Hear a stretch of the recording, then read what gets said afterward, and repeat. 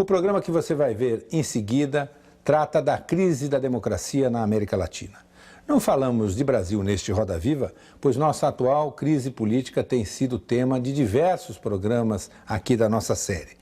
Falamos agora de países de vizinhos, marcados por crises políticas e incertezas na economia.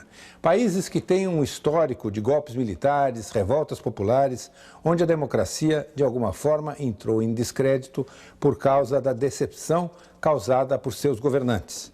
Neste programa, reunimos uma bancada especial de cientistas políticos latino-americanos que têm estudado e analisado os riscos e a fragilidade da democracia em nosso continente. Pobreza, herança colonial e autoritarismo. A América Latina ainda carrega na memória os tempos dos generais, ora esquecendo, ora se lembrando. Na Argentina, o presidente Néstor Kirchner, como o presidente Lula no Brasil, é da geração vítima do regime militar e pensa se reeleger fortalecido pelos resultados econômicos de seu governo e por revirar o passado em busca de mais envolvidos nos crimes cometidos pela ditadura. No Uruguai, Tabaré Vázquez é o primeiro presidente de esquerda eleito em 170 anos de domínio dos partidos Colorado e Blanco. Pequeno e discreto, o Uruguai é o país que menos sofreu golpes militares na América Latina no século XX. O oposto da Bolívia, que em 180 anos de independência registrou mais de 200 golpes militares.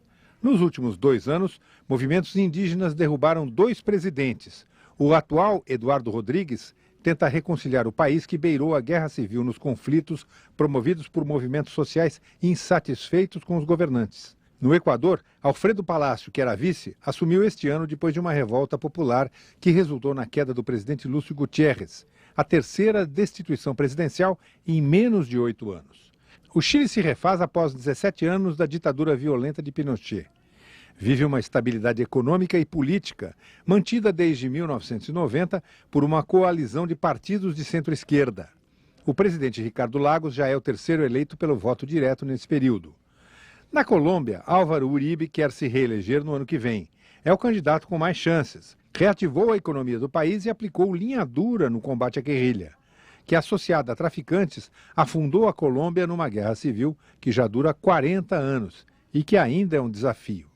Na Venezuela, Hugo Chávez governa absoluto, especialmente depois de vencer a oposição num plebiscito em 2004, que o fortaleceu no poder. Também quer ser reeleito e, apesar das acusações de autoritarismo, tem grande apoio popular e pensa levar adiante seu controvertido projeto de construir um modelo próprio de socialismo na Venezuela. Para o debate especial desta noite no Roda Viva, nós convidamos o cientista político Alfredo Ezequiel Ramos Jiménez, equatoriano radicado na Venezuela, autor de vários estudos sobre sistemas políticos, Estado, partidos e democratização na América Latina. Convidamos também Pablo da Silveira, uruguaio, professor de filosofia política da Universidade Católica do Uruguai. Pesquisador na área de economia humana, participou da delegação uruguaia nas negociações do Mercosul e trabalhou para o Programa das Nações Unidas para o Desenvolvimento.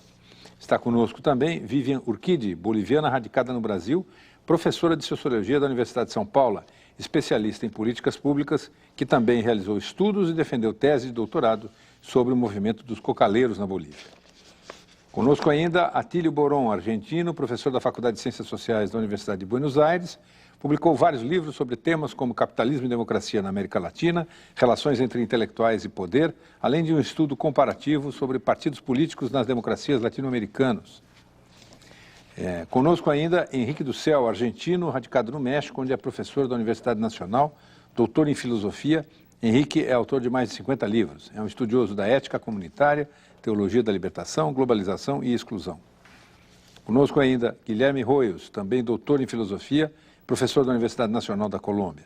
Os estudos e trabalhos de Guilherme abordam direitos humanos, moral, cidadania e convergência entre ética e política.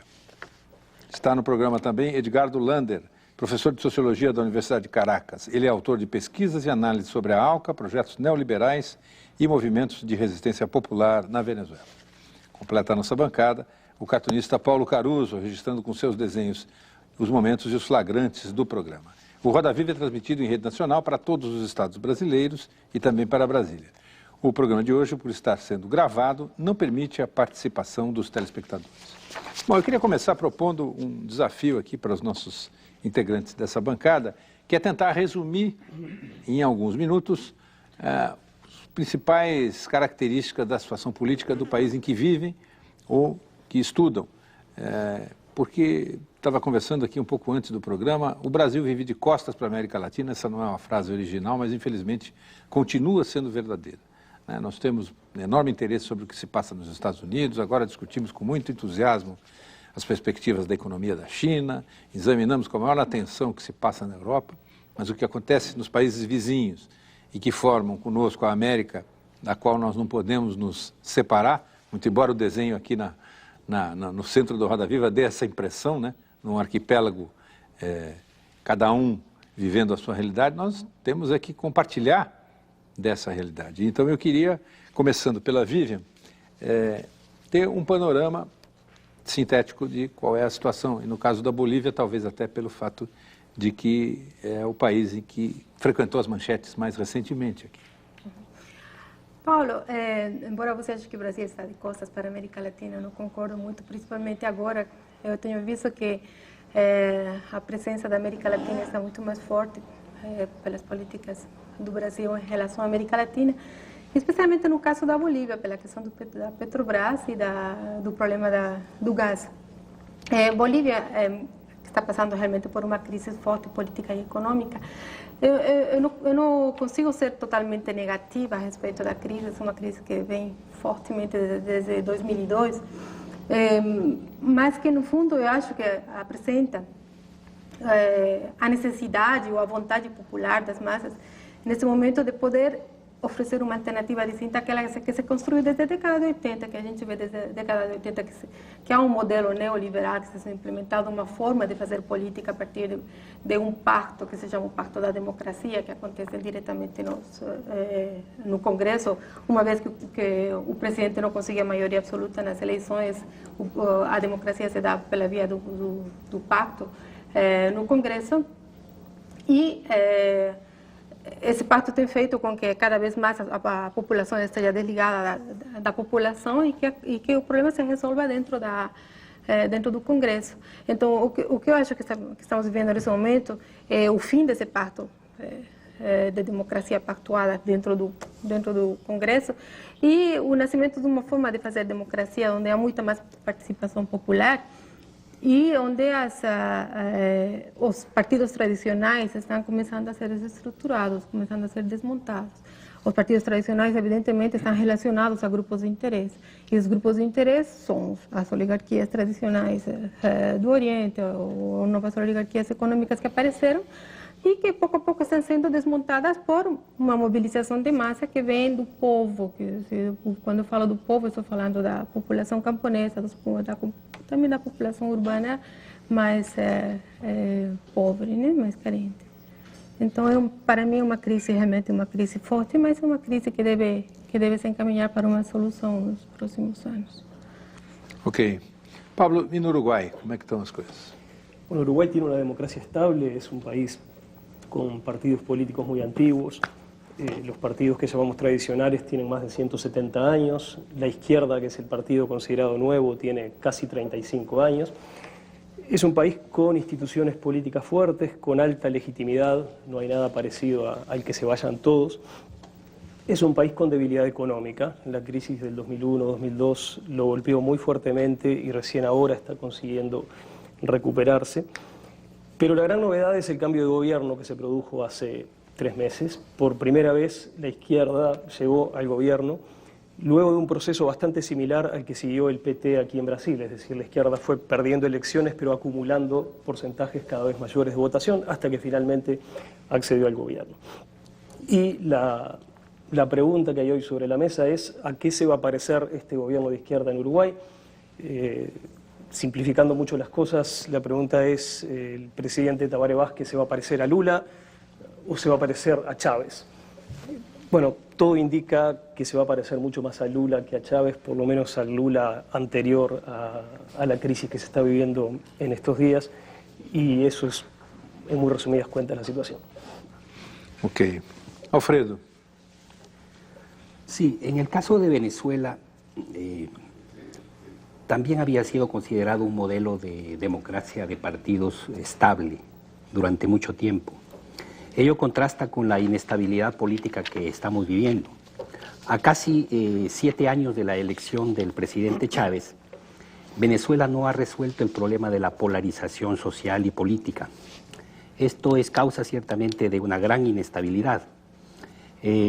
También podríamos decir que después de los resultados del referéndum del año pasado, el presidente, de acuerdo con unos resultados que han sido discutibles, muy controversiales, la oposición realmente todavía no acepta esos resultados, pues el presidente contaría con el 60% del electorado y quedaría el 40% restante para la oposición, con una abstención que es ciertamente alta.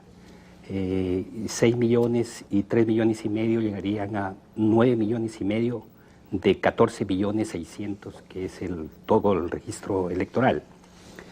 De acuerdo con el planteamiento del presidente Chávez, si él se proponía hacer una revolución, y una revolución en democracia, el problema radica en que cómo hacer una revolución con la mitad de la población en contra. Es decir, cómo hacerlo sin recurrir a medidas de corte autoritario. En ese sentido también podríamos ver que la reacción y las principales acciones del gobierno del presidente Chávez han tenido una neta tendencia a la concentración del poder, a fin de precisamente a garantizar un mínimo de estabilidad. De hecho, en la academia nosotros venimos discutiendo la cuestión de cómo sobrevivir en el poder con tanta oposición.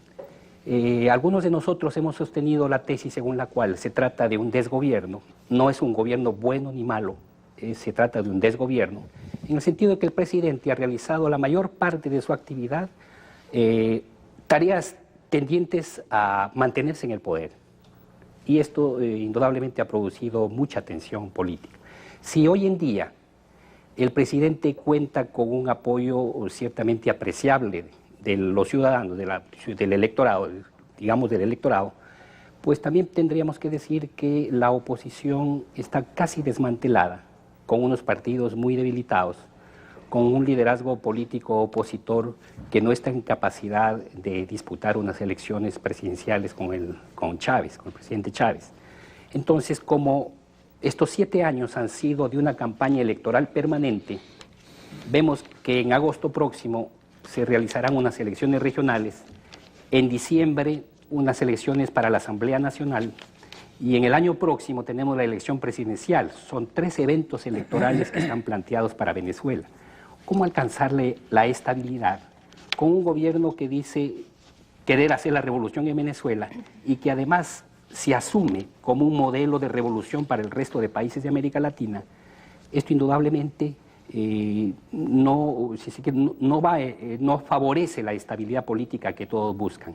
Entonces, dentro de este clima de incertidumbre, ciertamente es muy difícil adelantar un proceso revolucionario como lo ha propuesto el presidente en su discurso. Ok, para a gente ficar ainda na Venezuela, Edgardo. La razón por la cual una buena parte del esfuerzo del gobierno de Chávez por mantenerse, una buena parte de la energía del gobierno durante los primeros años fue mantenerse en el gobierno, fue precisamente porque una oposición poco democrática, de liderazgo poco democrático, no aceptó el hecho de que Chávez había ganado una serie sucesiva de elecciones, en la primera elección de Chávez, en la convocatoria a la constituyente, en la elección de los constituyentes, en el referéndum aprobatorio de la constituyente, en las nuevas elecciones posteriores a la nueva constituyente, etc. Y con apoyo directo de los Estados Unidos hizo intentos sistemáticos por derrocar al gobierno de Chávez. Hubo un intento de golpe que fue revertido en el año 2002 con apoyo de los Estados Unidos. Hubo un paro empresarial y petrolero que estranguló a la economía venezolana durante diciembre de 2002, enero, febrero de 2003, y con apoyo también masivo de los Estados Unidos. La oposición, los dirigentes de la oposición le aseguraron a sus bases que tenían una amplísima mayoría en el país y por lo tanto hubo una gran sorpresa cuando en forma consistente con todas las principales encuestas de opinión, Chávez ganó con un porcentaje de 60%.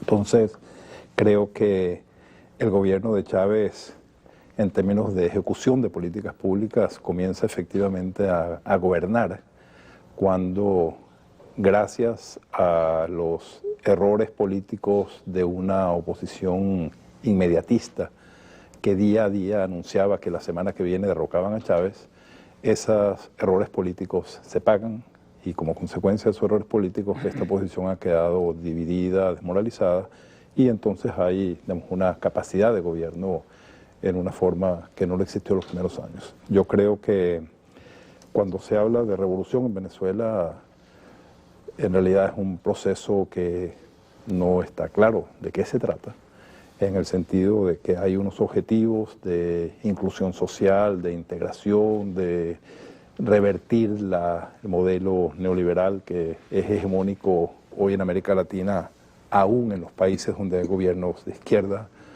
Hay unos intentos de recuperar a la industria petrolera como industria soberana del país, hay intentos de incidir en el proceso de integración latinoamericano por vías como Petroamérica, Petrocaribe, TV Sur, proyectos de integración. Hay intentos de incidir sobre las formas en las cuales el sistema internacional unipolar genera mecanismos en todos los niveles que son profundamente antidemocráticos.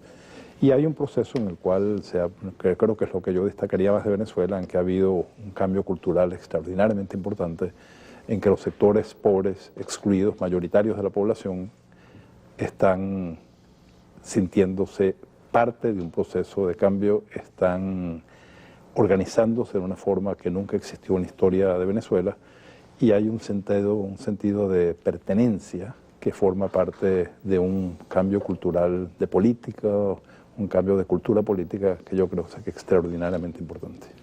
Ok. A Chile, Argentina. Mira, la situación en Argentina podríamos sintéticamente decirla así. El gobierno de Kirchner arranca con grandes expectativas, ¿verdad?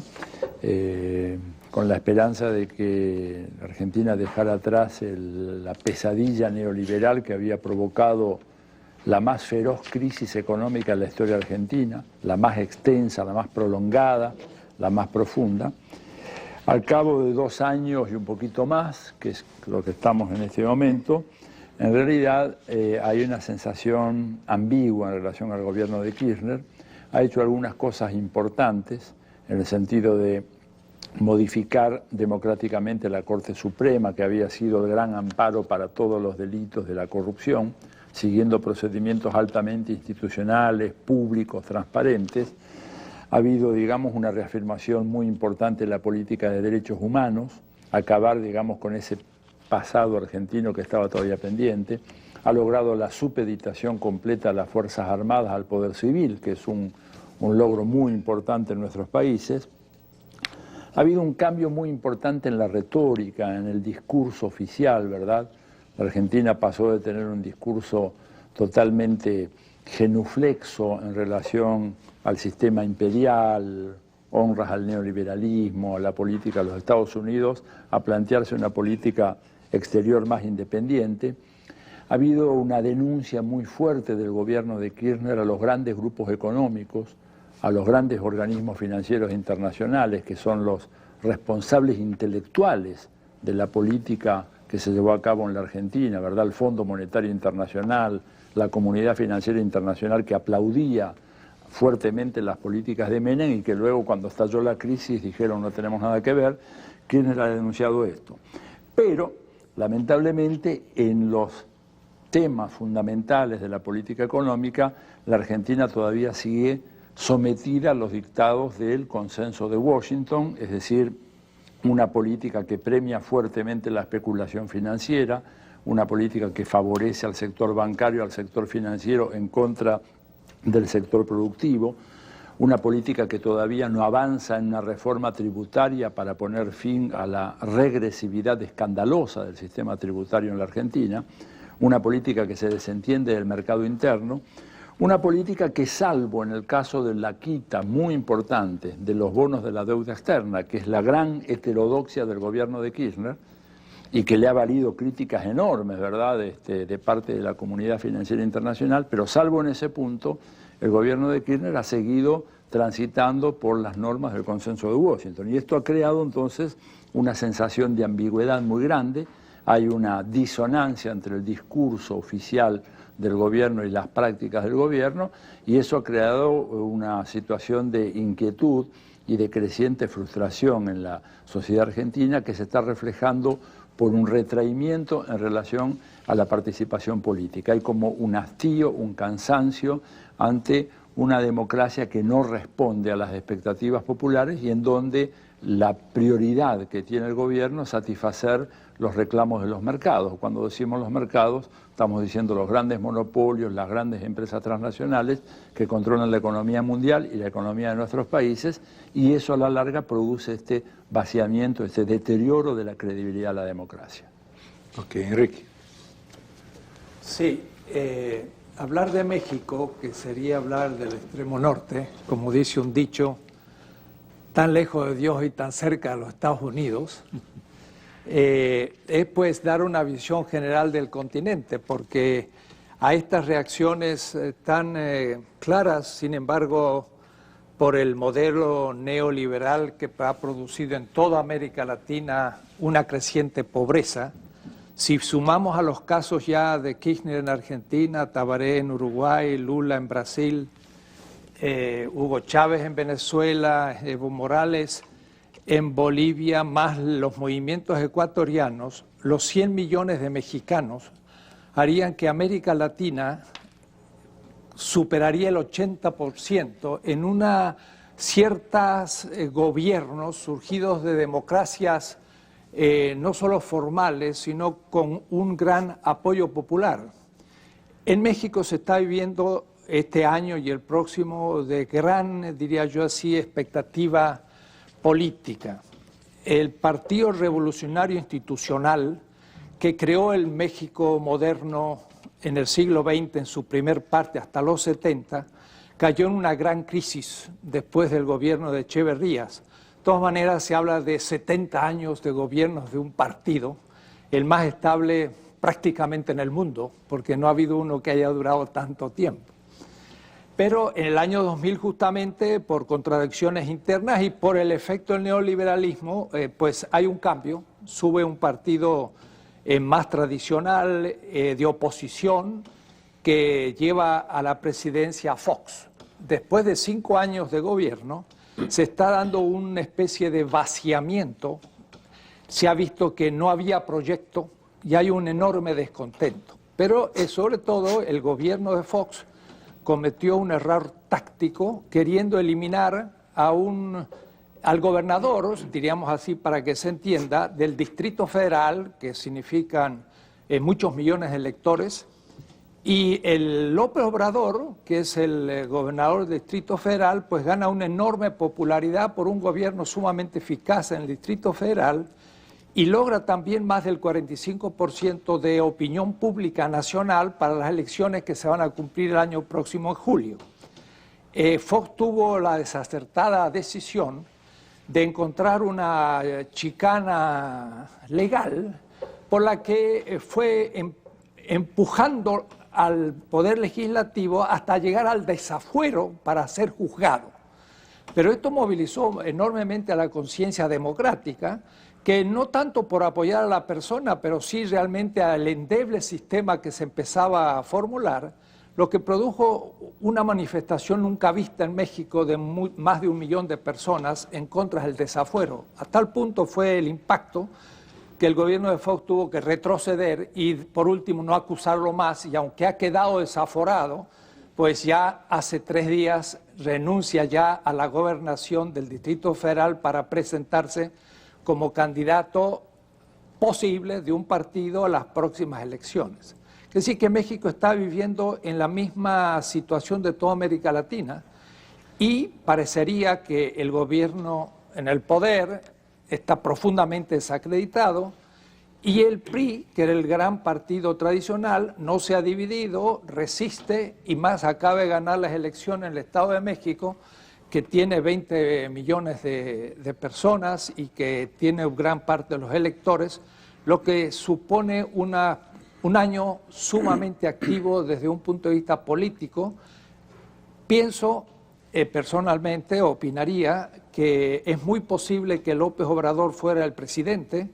Si fuera así, habría entonces cambiado la situación de todo el continente, excepto algunos países centroamericanos, que se prevé también la elección del sandinismo en Nicaragua el próximo año, de tal manera que veríamos una situación muy interesante en todo el continente con respecto a lo que han pasado en los últimos años. Guillermo. Muchas gracias. De Colombia se ha dicho tradicionalmente la clase dirigente que es la de las democracias más estables de la región. Y uno lo creería por el eslogan del actual presidente Uribe, seguridad democrática.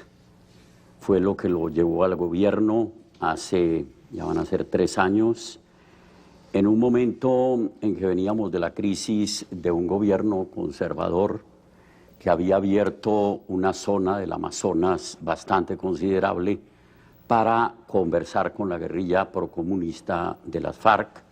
Hubo también conversaciones con la guerrilla procristiana, ELN, con los que no hubo conversaciones en ningún momento fueron con los paramilitares. Uribe llega con la promesa de seguridad democrática y otras 2 promesas que no ha cumplido, contra la corrupción y contra la politiquería, porque esto es lo que le ha ayudado, el no cumplir esto, a en este momento plantearnos una reelección que se vendrá muy probablemente en mayo del año entrante. O sea, tendremos 4 años más en que tendremos una democracia segura. Colombia pasa en este momento por el país más amigo, más aliado de los Estados Unidos. Los titulares de la prensa colombiana hace 3 días era que a Uribe lo había invitado Bush al rancho, un detalle bastante fuerte, que para los colombianos en este momento el 60-70% de los colombianos están de acuerdo con la reelección de Uribe. Nosotros tendríamos que preguntarnos los intelectuales y los profesores qué hemos hecho en los últimos años para formar ciudadanía. En esta relación con los Estados Unidos que determina, se puede decir todo, no es solo este asunto de efectivamente ser muy amigos, sino que también la misma gramática. El embajador de Colombia en Brasil en este momento no puede hablar de que en Colombia, yo sí lo puedo decir, espero, de que en Colombia haya conflicto armado. Hay un indicativo de la Cancillería a todo el cuerpo diplomático en todo el mundo y a los funcionarios del Estado colombiano, donde está prohibido utilizar el término conflicto armado, solo podemos utilizar el término terrorismo, o sea, inclusive la misma gramática es la del imperio. Estamos pues muy probablemente amenazados por una reelección. Los partidos políticos, Uribe, que es un hombre sumamente hábil, se ha encargado de desbaratarlos. Él se considera liberal, llegó al gobierno con un movimiento independiente por seguridad democrática. En este momento tiene una facción del Partido Liberal muy considerable que se llaman uribistas y todo el Partido Conservador está al lado de él. Hay un polo democrático que está surgiendo. El alcalde de Bogotá es muy amigo del presidente Lula y aquí vinieron al último encuentro del polo democrático, pero es muy débil. Yo no creo que lo logre. Desde 1989, 10 presidentes de países latino-americanos caíram ou foram derrubados. Começou com Raul Alfonsín na Argentina em 89, que abandonou o poder em meio à hiperinflação, greves e ameaças de levantes militares. Em 92, o Brasil viu Fernando Collor de Mello renunciar, pressionado por um processo de impeachment aberto por denúncias de corrupção. Em 93, na Venezuela, Carlos Andrés Pérez também foi destituído por acusações de corrupção. De 97 a 2000, uma onda de turbulências sociais derrubou 2 presidentes no Equador, Abdalá Bucaram e depois Jamil Mawad. Conflitos políticos de toda espécie também destituíram os presidentes Alberto Fujimori, do Peru, Raul Cubas, do Paraguai e Sánchez de Lozada, na Bolívia, entre 99 e 2003. No mesmo período, a Argentina viu outra queda de presidente. Fernando de la Rúa renunciou após uma onda de saques e conflitos em Buenos Aires. Este ano foi a vez de Lúcio Gutiérrez, no Equador. Eleito pela oposição indígena e nacionalista, Gutiérrez traiu as promessas de campanha, ficando desacreditado pelo movimento popular. E também caiu. Bom, nós estamos de volta com o Roda Viva especial desta noite, que discute a democracia na América Latina. E além dessa informação que a gente tem aí, de que nos últimos anos, pelo menos 10 presidentes deixaram o poder, não no final do mandato, em toda a América Latina, desde 1989, é esse o número de presidentes que foram derrubados por uma razão ou por outra. Tem um outro fato que eu queria colocar em discussão, que é o seguinte: salvo a Vivian, todos nós aqui temos cabelos brancos, né? E eu me espanto no fato de que, com muita frequência, encontro estudantes universitários em faculdades brasileiras, e uma questão recorrente que esses estudantes colocam é o total descrédito em relação à democracia.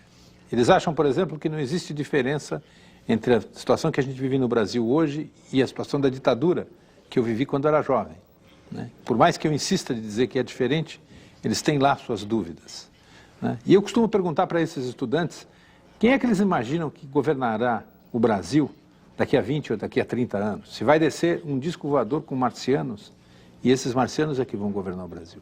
Então eu queria colocar este tema em jogo, que é a juventude e a descrença cada vez maior que existe entre a juventude diante da perspectiva da democracia.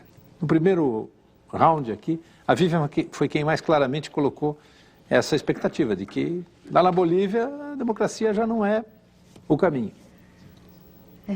Paulo, acho que a gente não pode falar em democracia que não é o caminho. Acho que a gente deve falar que tipo de democracia não é o caminho. O tipo de democracia que a gente viu na Bolívia até agora, aquela democracia representativa, se dava do seguinte modo: a população votava nas eleições, o candidato, historicamente nenhum candidato conseguiu ter mais de 25% dos votos, e em vez de haver um segundo turno como aqui no Brasil, a decisão se levava para o Congresso. No Congresso, os grupos se reuniam, faziam uma coligação, uma aliança partidária, e na aliança partidária, aqueles grupos, às vezes o terceiro se unia com o primeiro, às vezes o segundo com o primeiro, e mudava o tipo de aliança, mas o presidente saía escolhido dessa aliança. Esse tipo de democracia que entrou em falência, né? Principalmente na Bolívia. Então, eu quero remarcar isso muito.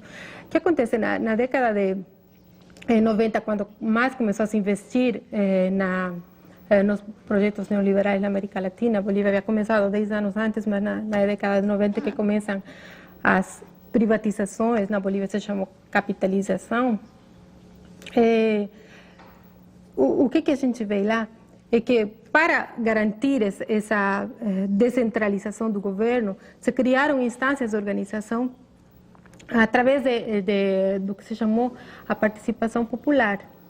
A participação popular, que era a descentralização do poder, permitiu que nas instâncias, principalmente municipais, regionais, os grupos sociais se reorganizassem, se organizassem a partir da participação. Um pouco no Brasil também está se vivenciando isso desde a década de 80, desde o final da década de 80, com a nova Constituinte. Mas de que forma funciona a participação popular? A pretensão do governo inicialmente era poder chegar àqueles cantos onde originalmente o Estado não estava presente, que seria principalmente o campo, né? As populações rurais, as comunidades mais longínquas. Mas com a participação popular, o que acabou acontecendo foi que essas comunidades foram se empoderando, quer dizer, assumindo maior poder e participando de uma forma diferenciada. Eu acho que esse é o momento que a gente está tendo agora, um momento de transição de um tipo de participação que era basicamente representativa, onde você delegava o voto, para uma participação popular através de uma participação diferenciada, né? Eu acho que essa é a democracia que a gente deve começar a falar. Enrique? Sí.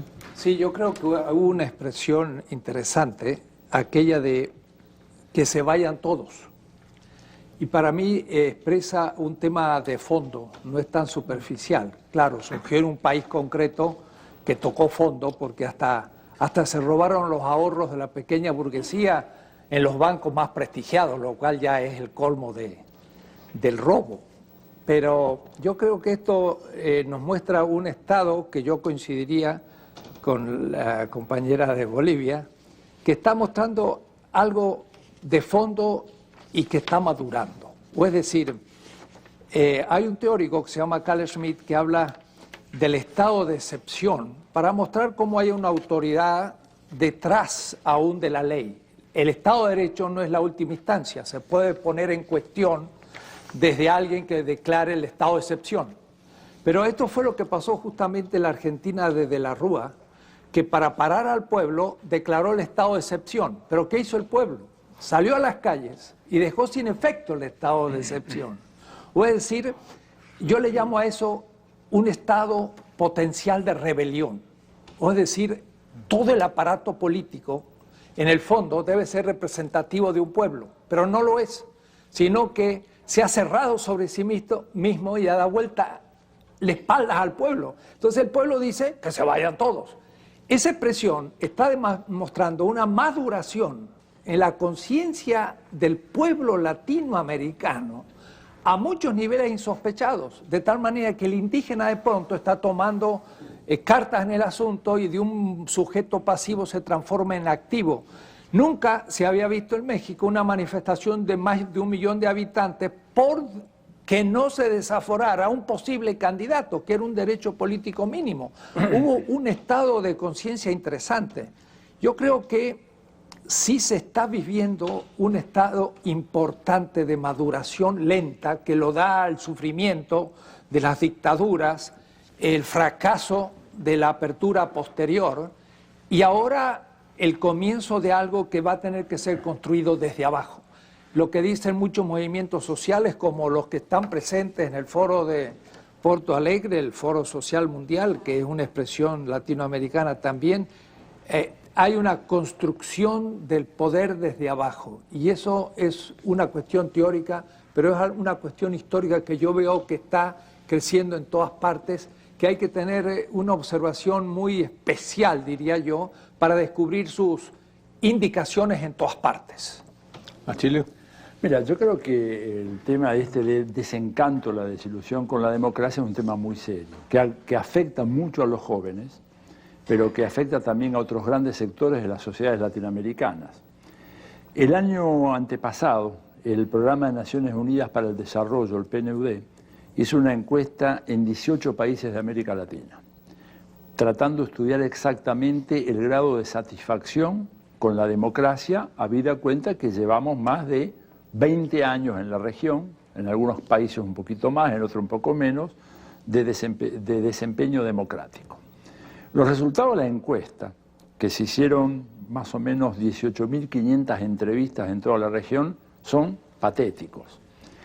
Aproximadamente la tercera parte de la población en América Latina manifiesta estar satisfecha con la democracia. Los dos países en donde hay índices mayores de satisfacción son Venezuela y Uruguay, en donde apenas llegan al 50%. En la gran mayoría de los países, por medios ponderados, la proporción de la población que se declara satisfecha con la democracia oscila entre el 20 y el 25%. Entonces, uno podría decir, bueno, ¿qué pasa? ¿Es gente desagradecida?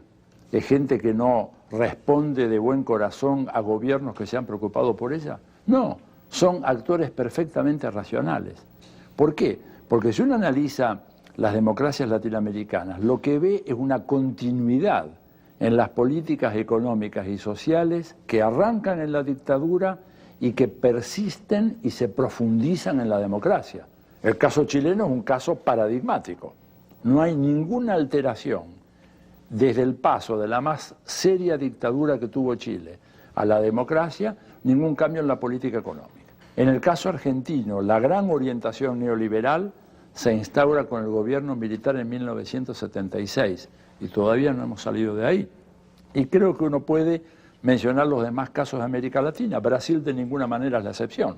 O sea, ¿Cuál es la marca del modelo económico actual? La primacía del capital financiero. Eso se establece en Argentina, en Brasil, en Chile con las dictaduras y se profundiza con la democracia. Entonces, cuando esos gobiernos, que deberían gobernar en beneficio de toda la población, gobiernan para favorecer un sector minoritario, minúsculo, evidentemente que la gente se desentiende de la democracia, dice esto a mí no me representa.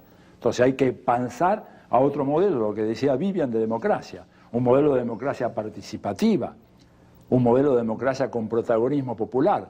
Pero la gran pregunta es, ¿el tipo de estructura social y económica que se formó en América Latina en 25 años de dominio neoliberal es consistente con esa forma democrática? Yo creo que no. Pablo. Cuando en el correr de los años 80 todas las sociedades latinoamericanas se reorientaron hacia la democracia, por lo menos todas aquellas que habían vivido experiencias autoritarias, que son la mayoría, había dos grandes expectativas. Una era el funcionamiento de las instituciones democráticas, la otra era un mejoramiento de la calidad de vida de la población. Lo que pasó en estos 20 años es que esas dos expectativas no anduvieron juntas. No pasó que al mismo tiempo que la democracia funcionara razonablemente bien, mejorara la calidad de vida de la población. No pasó, digamos, lo que pasó en la Europa después de la Segunda Guerra Mundial, donde esas dos cosas fueron de la mano. En América Latina no, y creo que es una pregunta que nos debemos. ¿Por qué no nos pasó? Yo no creo, Atilio, francamente, que la explicación sea la continuidad de las políticas económicas que aplicaron algunos regímenes autoritarios, porque tenemos ejemplos muy opuestos. Tenemos el ejemplo de Argentina, donde pasa eso, y la calidad de vida del argentino promedio se deteriora espantosamente, y tenemos el caso chileno, donde hay continuidad y en realidad se reduce la pobreza, aumenta el producto. Chile más bien es un caso exitoso, independientemente de que a cada uno de los que estén aquí les guste o no lo que ha pasado, tanto en términos de eficiencia económica como en términos de combate a la pobreza y a la exclusión. Y por eso es un caso incómodo del que casi no se habla. Es interesante que Chile tiende a volverse invisible cuando se habla de América Latina, porque es el contraejemplo a un montón de cosas que solemos creer. Yo creo que el gran peligro que tenemos es tirar el agua del baño con el niño adentro. Y como efectivamente no hemos tenido éxito en mejorar las condiciones de vida de la población, pensar que entonces la democracia perdió valor y que hay que dejarla de lado. Si llegáramos a hacer eso, estaríamos repitiendo el error que cometimos en los 60 y en los 70, cuando por otras razones, más políticas, más de crítica a las insuficiencias de la democracia formal, de las libertades formales, muchos latinoamericanos le dieron la espalda al orden democrático y costó mucha sangre y mucho dolor y muchas muertes descubrir que en realidad el orden democrático constitucional es extremadamente importante y nos protege a todos de algunos de los peores males que podemos vivir los ciudadanos del continente. Creo que el desafío es encontrar la manera, encontrar el camino para recuperar el crecimiento, para recuperar el mejoramiento de la calidad de vida de la población, sin sacar conclusiones demasiado apresuradas, y eso significa básicamente sin pedirle a la democracia más de lo que la democracia puede dar y sin desnaturalizar el funcionamiento democrático. Yo creo que justamente en este momento en América Latina estamos viendo algunos procesos que desde mi punto de vista son muy preocupantes. Voy a permitir discrepar con Vivian. Yo creo que lo que pasa en Bolivia es muy preocupante en términos de continuidad del orden democrático. Porque ¿qué tenemos ahí? Tenemos básicamente un dirigente político muy importante, el señor Evo Morales, que se presenta a unas elecciones con un programa de gobierno muy radical, que pierde las elecciones y que en lugar de dedicarse a hacer oposición parlamentaria, como hizo Lula durante muchísimos años en Brasil, como hizo Tabaré Vázquez durante muchísimos años en Uruguay, como pasó en muchos países, paraliza el país hasta conseguir hacer caer el gobierno, apoyado por un movimiento social importante, pero que cuantitativamente no es equivalente a la cantidad de personas que habían votado el gobierno que estaba en ejercicio. Y yo creo que eso es un poquito abrir la caja de Pandora. Si empezamos a tomar como normal que en nombre de los intereses del pueblo, tal como son interpretados por ciertos dirigentes, podemos bloquear el funcionamiento de las instituciones, hacer caer a los gobiernos y obligar a unas soluciones bastante complicadas desde el punto de vista institucional para tratar de salvar un poquito la continuidad del Estado de Derecho, creo que nos metemos en un camino complicado.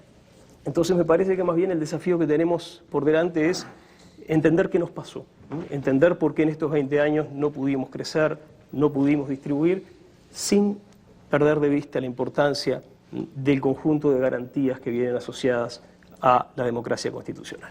Edgardo.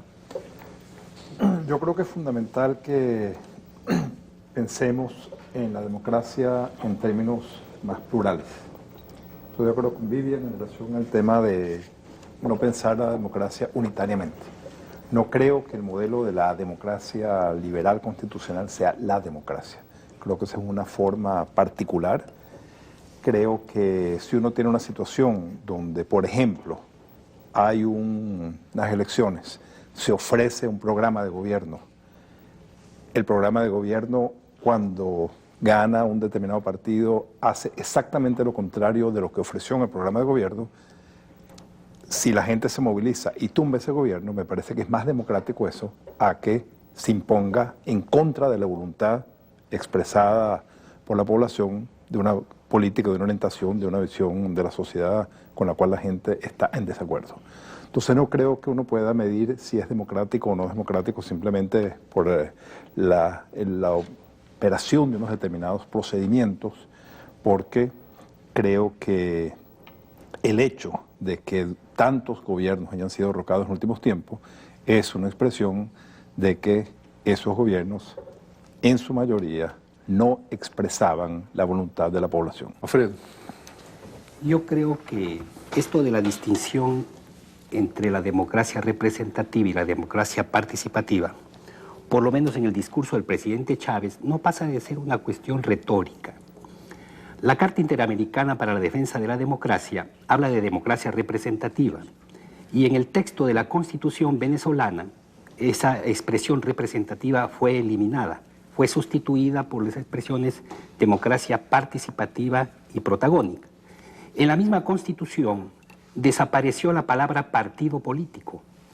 Tal era el clima en la Asamblea Constituyente que realmente se quiso eliminarlo, pero se lo quiso eliminar en una forma nominal, porque, que sepamos, no hay democracia que pueda funcionar, por lo menos la democracia política, sin partidos políticos.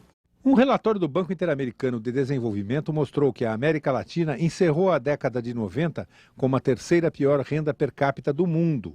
Perdeu só para a África e o bloco dos países pobres da Ásia. Se a redemocratização não caminhou bem na região, a economia também ficou estagnada e, em vários casos, recuou.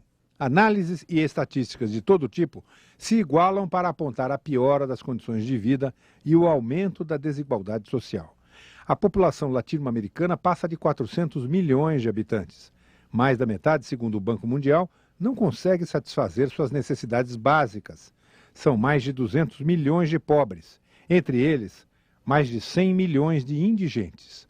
Um fato novo nos últimos 20 anos foi o surgimento dos novos pobres, setores da classe média que empobreceram, aumentando o contingente de excluídos e desempregados que lotam os centros urbanos e fazem crescer a tensão e a turbulência social. Bom, nesse terceiro bloco eu vou colocar uma pergunta simples. A resposta é complicada e para complicar ainda mais, cada um terá 2 minutos para responder. E a pergunta é a seguinte: vocês acham que a democracia é o caminho para a gente conquistar uma melhor condição de vida para as pessoas ou tanto faz? Ou isso se conquista independentemente de que regime político a gente tenha no nosso continente? Edgardo. Yo pienso que si no hay democracia, y no estoy hablando de la democracia formal liberal estrictamente, estoy hablando de democracia como apropiación de la gente de su propia vida, control creciente sobre lo público, caminos en la dirección de una redistribución mayor del poder, acceso al debate público en una forma democrática, que es uno de los principales problemas de la carencia y debilidades de la democracia hoy.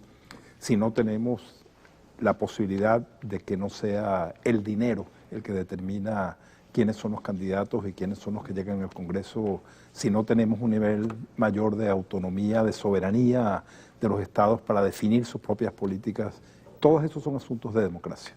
Sin esos asuntos de democracia difícilmente se puede mejorar las condiciones de vida de la gente, porque tenemos una situación absolutamente con formato democrático, donde ocurren cosas que efectivamente son extraordinariamente importantes, como que haya respeto a los derechos políticos y civiles y que la gente no tenga miedo de que la van a matar en la mitad de la noche, pero eso llega un momento en que no basta. La gente siente que tiene que tener capacidad de controlar su propia vida, de incidir sobre la sociedad, que si lo llaman a tomar elecciones, esas elecciones tengan efecto, que tengan incidencia, que las opiniones cuenten, que no haya una disparidad radical entre los que tienen ingresos y recursos y los que no tienen, porque bueno, eso obviamente en forma muy rápida, y yo creo que lo que hemos venido hablando, en forma muy rápida termina por vaciar la democracia y nos vamos a quedar entonces con unos cascarones vacíos, y con esos cascarones vacíos va a ser no solo imposible mejorar las condiciones de vida de la gente, sino que el propio cascarón va a terminar por colapsar. Pablo. Tal vez sea posible imaginar otros caminos para mejorar las condiciones de vida de la gente, pero creo que la democracia es el único camino para hacerlo, al mismo tiempo que se respeta la condición de cada uno de nosotros como personas libres e iguales. Y por lo tanto a mí personalmente no me interesa otro camino. No me interesa que me llenen la panza si a cambio de eso no me dejan protestar, digamos, básicamente. Por lo tanto, creo que el camino democrático sigue siendo el camino para tratar de mejorar las condiciones de vida de la población de nuestro continente. Eso supone, por una parte, insisto, autocriticarnos, averiguar qué hicimos mal, y por otra parte supone tomarse muy en serio las reglas de juego democrático. Y ahí quisiera, de algún modo, responder a algo que Edgardo decía un momento. Yo creo que la voluntad de la población, cuando decía, bueno, una democracia que se opone a la voluntad de la población deja de ser democrática, la voluntad de la población en abstracto es una cosa un poco rusoniana que no sé bien dónde se encuentra. Yo creo que una persona que pone 100.000 personas en la calle no está expresando la voluntad de la población mejor que un gobierno que tiene millones de votos atrás. Creo que la voluntad colectiva de una sociedad democrática se construye con el juego parlamentario, muy especialmente con la oposición parlamentaria, con una prensa libre y muy crítica, con movimientos sociales muy fuertes que cumplan una función esencial en la vida de la sociedad, pero que no intenten sustituir a los partidos políticos, ni mucho menos sustituir al gobierno. Entonces creo que necesitamos mucha democracia en América Latina y mucha preocupación por las condiciones de vida de sus habitantes. Alfredo. Sí, el reto para los latinoamericanos no es otro que el de cómo construir la democracia en condiciones de desigualdad. Es decir, el ideal de la democracia liberal, de la igualdad y la libertad, tenemos un gran problema particularmente en todos y cada uno de nuestros países. Ahora bien, la democracia política o la democracia como tipo de régimen es un prerequisito para llegar a cualquier nivel de democracia a nivel de la sociedad. Es decir, las instituciones sí importan, las instituciones son decisivas, significativas para una democracia. Y la institución que hasta nuevo aviso contamos hoy en día en todas las democracias occidentales no es otra que la de los partidos políticos. Es decir, el hecho de que los partidos políticos sean débiles, eso ciertamente es un indicador importante para decidir cuál es la calidad de la democracia, el debilitamiento de la democracia. Allí donde no hay partidos políticos, allí donde los partidos políticos no cumplen con sus funciones, allí la democracia entra en crisis. Por lo tanto, yo creo que en ese reto o desafío de nosotros latinoamericanos y para la juventud, es muy importante el pensar en que es necesario construir nuevos partidos políticos, es necesario revalorizar la participación en la política. El nivel de abstención de la juventud latinoamericana en las elecciones, el nivel de abstención de la juventud latinoamericana en las organizaciones políticas es muy alto, y yo diría demasiado alto. Es que la vieja clase política ha tenido un discurso y no ha tenido la capacidad realmente para establecer una convocatoria a participar en la democracia. Si a esto agregamos procesos electorales fraudulentos, en los que los consejos nacionales electorales se parcializan por un lado, es decir, hacen que la oposición no funcione, cuando una verdadera democracia, una genuina democracia política implica gobierno y oposición. Allí donde la oposición no existe, allí no puede existir democracia política. La oposición es tan importante como el gobierno, porque el día en que los ciudadanos vamos a votar, elegimos en el mismo acto electoral, elegimos a quién va a gobernar y quién va a formar parte de la oposición. Eso es muy importante. Desgraciadamente en nuestros países, las elecciones se han vuelto una suerte de juego suma cero, en el cual las apuestas son demasiado altas. Es decir, el candidato ganador cree que tiene el derecho de llevárselo todo y el perdedor pues se queda sin los derechos. Entonces eso es una democracia política que no está funcionando. Ok, Atilio. Mira, yo creo que con esta democracia no tenemos ninguna esperanza. Además, personalmente yo disiento de muchas de las observaciones que se hicieron acá, la que hacía Pablo recién. ¿Cuál democracia en América Latina? Si vamos a tomar los grandes filósofos políticos de la humanidad, empecemos por Aristóteles, viendo a estos regímenes políticos, ninguno de ellos calificaría como democracia. Diría son oligarquías, son gobiernos de minorías en beneficio de minorías. Y quiero que alguien me demuestre que alguna de estas cosas que han llamado democracia acá, en Uruguay, en Argentina, en Colombia, en Bolivia, ha gobernado para los intereses del pueblo. Desafío a que alguien lo pruebe. No lo pueden probar. Soros lo dijo en vísperas de la elección de Lula en Brasil. Dijo, no se molesten en votar, porque hoy en día gobiernan los mercados. Brasil puede votar una vez cada 2 años, pero los mercados votamos todos los días. Y la política económica que se siguió en Brasil está condicionada por aquello que dijo Lula. ¿Por qué? ¿Por una fatalidad histórica? No, por una debilidad de estos modelos democráticos que no son democráticos y que gobiernan en favor de los mercados y no del pueblo. ¿Por qué no se somete, por ejemplo, a consulta popular cuestiones tales como la entrada al ALCA? Por ejemplo, Brasil está negociando ahora si entra o no al ALCA. Bueno, si son democráticos, lo mismo yo digo de mi gobierno en la Argentina, ¿por qué no someten esto a una consulta popular? O en Uruguay, que hay una democracia tan perfecta, donde se respetan tanto los derechos. ¿Qué derechos se respeta? 40%, 50% de la población bajo la línea de la pobreza. ¿Qué derechos se respeta en México, que en 20 años de ajuste neoliberal mandó 10 millones de mexicanos a los Estados Unidos? 10 millones, y más del 10% de la población mexicana en ese momento. ¿Qué democracia es esa? Acá no estamos hablando de democracia, acá somos regímenes oligárquicos. Con estas democracias así oligarquizadas no vamos a ningún lado. Vivian. Ciertamente la cuestión de la democracia, yo creo que no podemos dudar de la importancia y reivindicarla constantemente. Yo creo que lo que en este momento se coloca en América Latina, especialmente en algunos países más debilitados como el caso de Bolivia, es hasta qué punto debemos restablecer los canales de negociación institucional para representar la pluralidad, la diversidad, o hasta qué punto la sociedad civil va a continuar rebasando al Estado, ¿no? Va a continuar superando al Estado. Yo veo con bastante optimismo la cuestión de la forma en que se presentan las alternativas democráticas, a las otras salidas democráticas, porque hasta ahora ni en Bolivia ni en otros países he visto, a excepción del caso venezolano, cuando la tentativa de la derecha de tomar el poder en la época de cuando Chávez, no he visto salidas que sean diferentes a la democracia. Yo veo, por lo contrario, la defensa de la democracia. En este cambio de poder que está viendo en Bolivia, se ve constantemente la defensa de la democracia. Entonces, yo creo que sí, lo que está viendo simplemente es una toma, como fue muy bien colocado aquí por los colegas, es la toma de conciencia de la población que necesita participar, necesita una democracia más abierta. Y ciertamente cada país deberá encontrar la salida, cuál es la forma de esa democracia abierta, ¿no?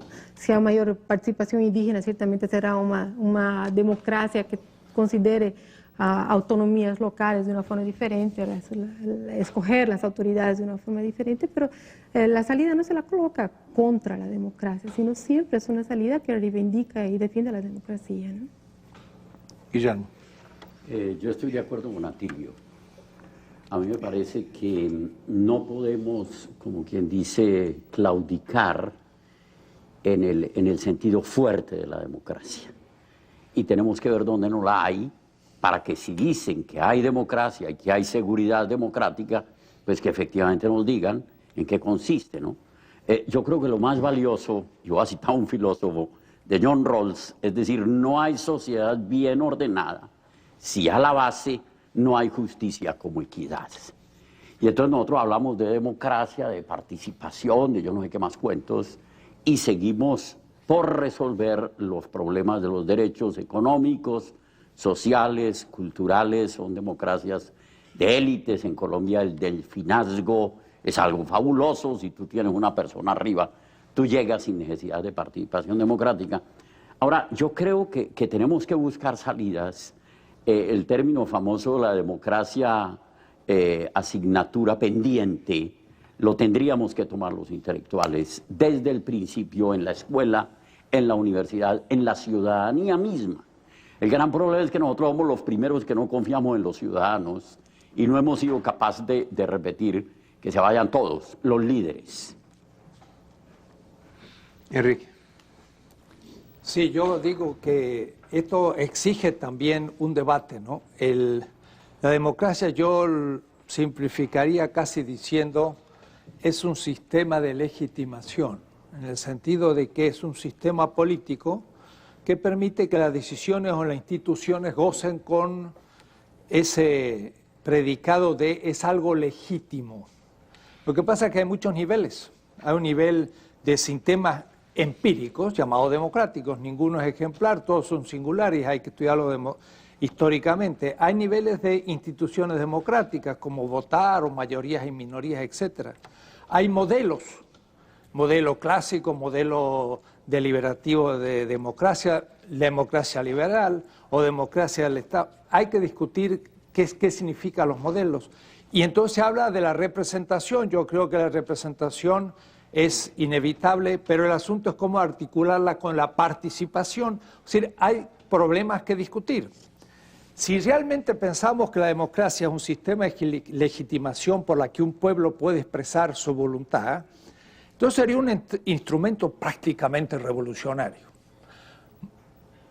Significaría que la gente podría por fin decidir algo. Sabemos, sin embargo, y estoy completamente de acuerdo con algunos de los colegas, que estamos profundamente atados en un paquete donde sabemos que somos neocolonias económicas, que nunca hemos tenido autonomía política, que estamos bajo la espada de Damocles de ejércitos que si por último quisiera tomar determinaciones importantes hasta podrían nos despedazar. Quiere decir entonces que no hay ninguna garantía de que un pueblo realmente democrático no fuera destruido por el imperio si se tornan no manejables por ellos. Quiere decir entonces aquí hay un dilema muy fuerte, porque si nuestros pueblos de pronto decidieran que vamos a tener autonomía territorial y vamos a trabajar nuestras gestiones, nuestros subsuelos, y vamos a darnos cuenta de cómo nuestra deuda fue contraída por gobiernos que no eran democráticos porque eran militares y por lo tanto no lo pagamos, no lo admitirían. Entonces, esto es una cuestión que hay que discutir a mucho nivel. Pero al mismo tiempo, y solamente termino diciendo esto, estamos en medio de una situación también, por desgracia, en eso que se llama opinión pública, en manos de la mediocracia, o es decir, grandes transnacionales que dominan la opinión pública, que no existe ninguna libertad, y sobre todo se habla de libertad de prensa, pero no se habla del derecho del ciudadano a una información veraz, en que yo pudiese tener tribunales. Entonces, tenemos tal distorsión de una situación neocolonial, que entonces la tarea va a ser larga y no es tan simple, y tendrá que ser una lucha de los pueblos que ya ha comenzado, pero que no se vislumbra cuando realmente esto logre algunos frutos realmente evaluables. No vai e vem do autoritarismo e das tentativas de democratização, a América Latina vive entre a esperança e o descrédito da população nos políticos. A revolta das ruas, especialmente na América Andina, tem deixado clara a insatisfação com os novos governantes democráticos, que acabam se mostrando incapazes ou desinteressados em atacar os problemas econômicos e diminuir a desigualdade social. No entanto, para alguns analistas, os conflitos gerados pela indignação popular não são exatamente contra a democracia, mas contra as práticas políticas que privilegiam minorias, abusam do poder e cometem corrupção. O problema é que tanto as manifestações dos movimentos sociais quanto as reações de governantes podem se dar por caminhos pouco ou nada democráticos. E esses analistas lembram que, em se falando de América Latina, Cada vez que se dá as costas para a democracia, é grande a chance de tudo acabar em sangue. Minha pergunta é uma provocação e o tempo é curto. Se essa onda do que se vaiam todos acontece, o que é que vem depois? Qual é o futuro da democracia na América Latina? Vivian. Paulo, eu não assino embaixo de que se vayan todos. Por el contrario, yo creo que realmente lo que está viendo es un deseo de participar y es un deseo de interpelar en el escenario político, lo que estamos viendo en ese momento como crisis. Entonces, yo creo que si tú tienes una cantidad, una población que está históricamente marginalizada y comienza a participar en el cuadro político, no está sucediendo que se vayan todos, sino está sucediendo que entremos todos a participar en esa nueva situación local. Entonces, mi perspectiva es siempre optimista al respecto, ¿no? No veo que lo que viene después necesariamente va a ser mayor marginalidad, mayor pobreza, sino por el contrario, yo veo que va a haber una cierta salida de mayor participación y mayor democracia. Ok, Atilio. Mira, un cuarto de siglo de políticas neoliberales hicieron de las sociedades latinoamericanas sociedades mucho más injustas que antes. Inclusive el caso de Chile, que planteaba Pablo que habría que discutir. Chile hace 30 años era, junto con Costa Rica, Uruguay y Argentina, una de las sociedades más igualitarias de América Latina. Hoy es, junto con Brasil, Honduras y Guatemala, una de las 4 sociedades más desiguales e injustas de América Latina. Esa es una herencia del neoliberalismo. La otra herencia es el descreimiento en la democracia. ¿Qué puede venir después? En esa encuesta del PNUD, a la cual me refería anteriormente, 55% de la población latinoamericana declaró estar dispuesta a aceptar cualquier régimen no democrático que sea capaz de solucionar sus problemas económicos. El fracaso de la democracia bajo el neoliberalismo nos conduce a nuevas formas más tremendas de autoritarismo político. Alfredo. La expresión que se vayan todos es una expresión de la antipolítica que ha dominado el ambiente en muchos países latinoamericanos. Pero es una expresión que puede conducir y provocar en el electorado reacciones irresponsables, reacciones que afecten la sensibilidad de la gente, de forma tal que los mesías, líderes carismáticos, candidatos a lo mejor aventureros con éxito, puedan presentarse realmente como los que van a resolver el problema. Y sí, esto de que se vayan todos es una expresión que algunos sostienen que es una expresión fascista, que conduce a los regímenes, justificar los regímenes autoritarios. Pero yo considero que, si bien es cierto, la vieja clase política le ha hecho mal a muchos de nuestros países, ese rechazo no debe abrir el camino a líderes improvisados, sino que debe ser una solución mucho más madura, mucho más pensada. Pablo. Yo no sé cuál es el futuro de la democracia en América Latina. Lo que sé es que si en los próximos años perdemos la democracia en América Latina, lo único que vamos a haber conseguido es agravar la situación. Tener el 50, el 60, el 70% de la población por debajo de la línea de pobreza es un escándalo. Y el gran desafío pendiente que tenemos en América Latina es ciertamente la justicia social. Pero lo único peor que tener altos niveles de pobreza es tener altos niveles de pobreza y además no tener ni libertades políticas ni garantías constitucionales. De modo que si nos llega a pasar eso, habremos retrocedido todavía más. Ok. Ricardo. A veces hay sectores del pensamiento de derecha que dicen cosas con mayor transparencia, mayor claridad en relación a cómo funciona el mundo. Quisiera leer muy brevemente una opinión de José María Aznar, expresidente de España, que dice lo siguiente: ahora mismo solo hay una política económica en el mundo, con matices. La aplicas o te quedas fuera del circuito y no compites. Las políticas de hoy son de control de gasto, endeudamiento, calientan la competencia empresarial, pero la capacidad de hacerlas no está en manos de cada país. No es cuestión de que sean populares o impopulares, es cuestión de que sean necesarias o innecesarias. Los mercados financieros hacen una radiografía todos los días a los países y ella examina si tenemos algún mal. Si te ven saludable, política, económicamente, confían en ti. Si te ven mal, comienzan a pasar facturas. Con esta radiografía diaria, en manos de los inversores, deciden el destino de los fondos. Si las decisiones económicas fundamentales y el destino de los países está siendo definido de esta manera, yo creo que hablar de democracia es realmente una ficción. Guillermo. Que se vayan todos, se necesitan ciudadanos. A que con eso no se acaba la política, porque la política y la democracia es de los ciudadanos. Usted comenzó la ronda diciendo que Brasil tenía que mirar más a toda Latinoamérica. Yo pensaría que en este momento no sería una ilusión trabajarle muy fuertemente a la cooperación regional.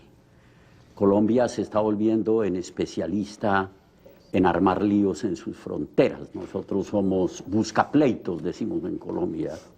Y resulta que las ciudadanías de Ecuador y de Colombia divinamente, y de Venezuela y de Colombia divinamente. Yo creo que la cooperación regional, claro, necesita un par de directores de orquesta, pero debe ser esta cooperación regional de ciudadanos que creemos en la democracia, que queremos la democracia, etcétera, etcétera.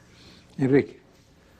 Sí, yo creo que el pueblo va formando los intelectuales orgánicos en su lucha y creo que los intelectuales deberíamos primero colaborar en la formación de esos intelectuales, no de vanguardia, sino de retaguardia.